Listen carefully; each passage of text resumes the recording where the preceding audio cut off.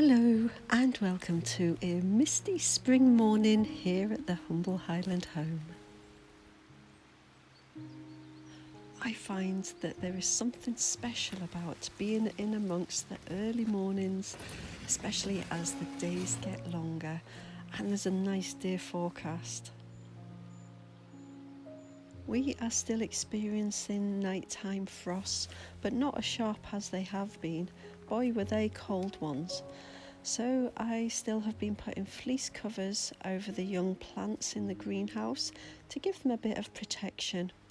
Unfortunately, I did lose a few plants in the harsh frosts, so I've been replanting to replace these. In the polytunnel, everything that survived the winter is starting to wake up and slowly put growth on now.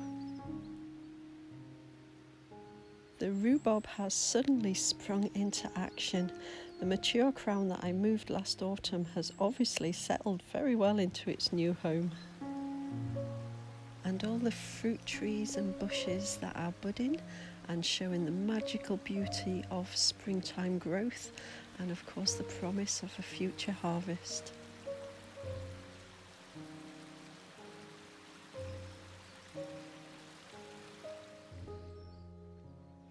I am naturally a morning person, so I enjoy getting up and heading out for a walk in the stillness and quiet of the morning, with only the sounds of the early morning bird chorus, the running water, and the animals starting to wake up.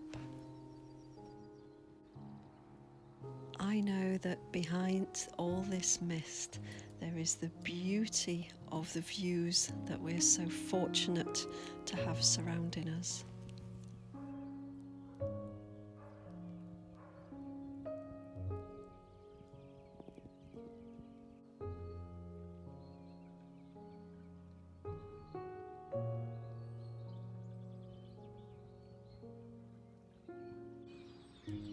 I find that going for a walk, I take more time to observe my surroundings. And with these daffodils, I just found it really interesting that within a few hundred metres of each other, some daffodils were dying back and some had just started to bloom.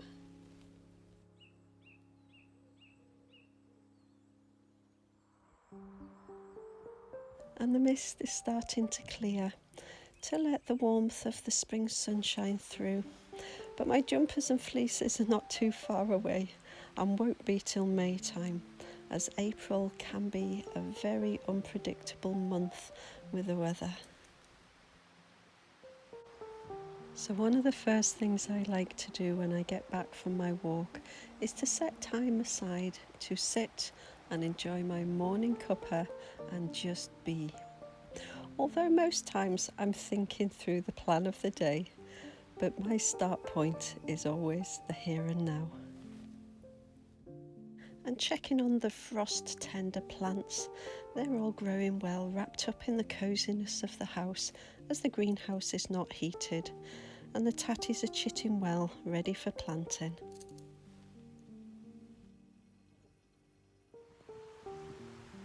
And with a promise of longer, brighter days, bring it in a need to dust off the cobwebs, declutter and spring clean.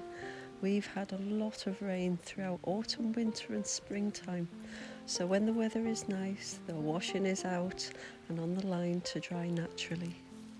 I have always liked to see washing out on the washing line of a productive house, and there's nothing quite like getting into fresh bedding that has been dried outside to get into at night. I've noticed that the snowdrops are starting to lose their flowers now and will soon die back, and I'll just leave them to die back to feed the bulbs for next year. And I have seen the odd bee buzzing around for an early springtime forage. But I was a little late in planting out my tulip bulbs, so they will be arriving a little late to the springtime party, but I'm sure when they get here they will add their colour when they are ready.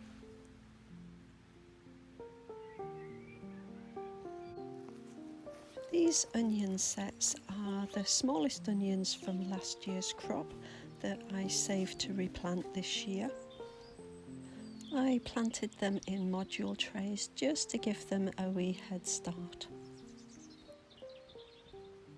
I have planted some of these in the polytunnel, which are growing well and putting on lots of green growth, as that's the first starting point for an onion, is to put on lots of green growth into the leaves before it starts focusing its energies on the onion bulb.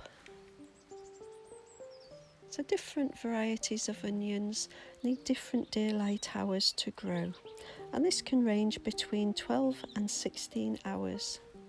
Now this is split up into 3 categories: long, short and intermediate. So a long day onion would need 14 to 16 daylight hours, a short would be 12 to 14 daylight hours, and an intermediate around about 14 hours. So it would depend where you live to which variety of onion might grow best.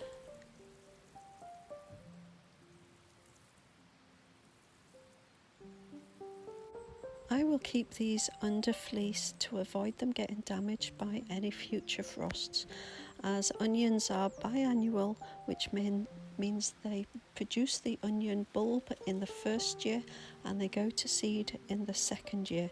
So once they've gone through a cold snap, they think that their job is done and it's time to produce seeds, which I don't want at the moment. I'm also planting out some multi-sown bolt-hardy beetroot. I don't like leaving seedlings in modules for too long before planting them out, but I will keep these under a fleece cover until the risk of frosts are past. I have round about 4 seedlings per module, and I plant them relatively close together, as I will thin them out as they start to grow and just have some baby beetroot.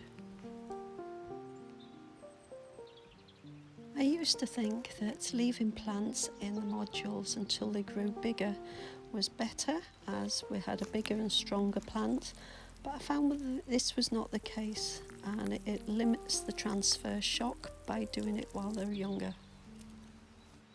This works for some plants, but not all.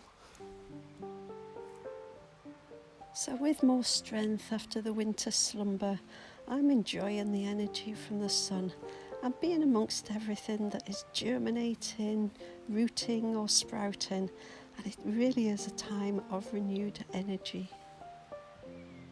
I hope you are enjoying this time and finding the positivity of the longer days ahead. Thank you so much for joining me here today. Let's chat below or over on Instagram.